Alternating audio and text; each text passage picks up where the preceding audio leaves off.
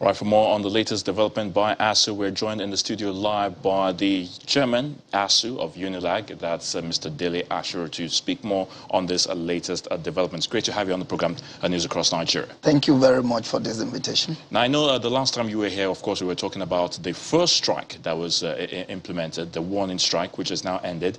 And now we are going into yet another round or series of strikes, and this is the extension by 12 weeks. Now, despite saying that, you know, from the NEC body of ASUU, that they want to give government time to, you know, look at all the issues and come up with some reasonable plans, you know, to put this to an end. But why again have ASUU decided to go on this 12-week extension?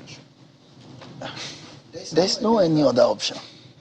The only other option is to give government, you know, some little more time, you know, to destroy the lives of our students. Because, destroy, how can a responsible government keep university students at home for 12 weeks already on a matter that can easily be resolved within days? Certainly we have a very degenerate, decadent and perverted ruling elites who, you know, finds it convenient to ruin the lives of millions of Nigerians because they belong to the poor masses of the country. Aviation operators were to go on strike today because if it affected them, they rally round, you know, to prevent a shutdown of Nigeria's airspace. But here we are, children, you know, of the less privileged have been at home 3 months. We are compelled to roll over the strike for another 12 weeks. Look, as indicated in the release that we made today, the president and so-called commander-in-chief set up a 3-man committee. That committee since 1st of February have not called our union for one meeting. Is that a show of seriousness and commitment on the part of government? So, I really feel sad because these issues have remained the same in the last 13 years.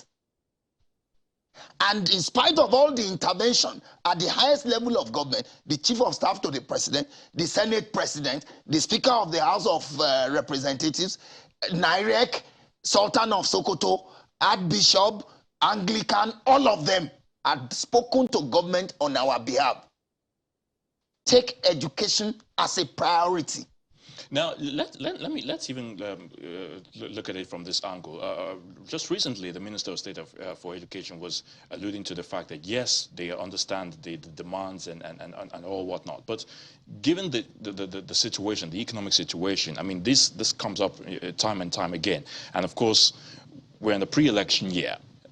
He talked about monies meant for projects that you know, will have to be diverted for other things, and you know, not having wanting, you know, the scarce resources. Let's just put it that way. And you get to have feeling that perhaps they're just a little bit, should I say, handicapped, you know, in meeting some of the financial demands and all other things, because you know, they say that the 2009 agreement, which is the crux of this whole thing, before this present administration came into being. So how do they balance all of that? And what do you think ASUU can really do, you know, to assist, if I may use that word, government, you know, to put this matter to bed, because it's really dragging on for too long? Are you listening to that one? You're listening to Wajoba. That one is a jester. Where did he get 100 million to buy presidential form? As a minister, how much does he earn in a month to buy a form for 100 million? And he's talking about funds are not available for the children of the poor to go to the university. It's a question of priority.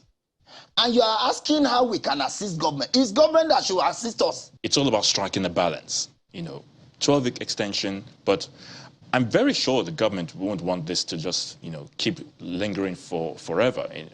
So, like I said, how does ASUU really want to tackle this? I mean, giving government some kind of leverage or leeway while discussions continue.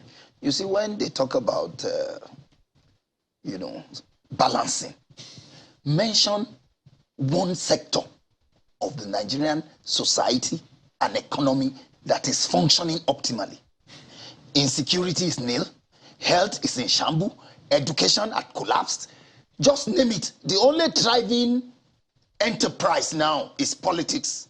And you can see within how many weeks, how many billions had been raked into the coffers of APC. So it's clear. Not just APC, probably all. APC is the ruling party and is the benchmark. The APC government is the one who is today saying that they inherited ASUU crisis. They inherited Nigeria's debt. They are servicing it. So irrespective of the government in power, government is continuum.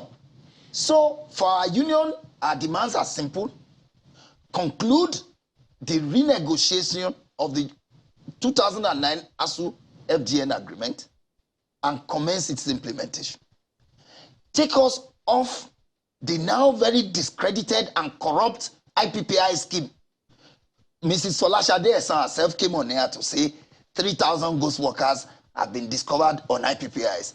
IPPIs were paying over 3 billion naira, but according to the Auditor General of the Federation's report, to continue to recycle ghost workers. And our union predicted this have an issue. So take us off that corrupt system. Deploy the homegrown, very flexible, robust, dynamic, user-friendly, homegrown platform with tag UTAS. Once government, ministers to all of those, that can form a basis, for rethinking our current position. But without even calling us to any meeting, even the NIMIC BRICS committee that invited us to a meeting had nothing to discuss. They were not prepared. They said they had gone to salaries and wages, gone everywhere, and had no document for our union. So you can see that the country is in their strait with this kind of people we have in government. Well, we'll definitely have to leave it at that. Mr. Dele Asheru, Chairman, ASUU UNILAG chapter, we thank you so much for your thoughts on news across Nigeria. Thank you for the invitation, and thank you for, putting our issues on the front burner. We're very grateful.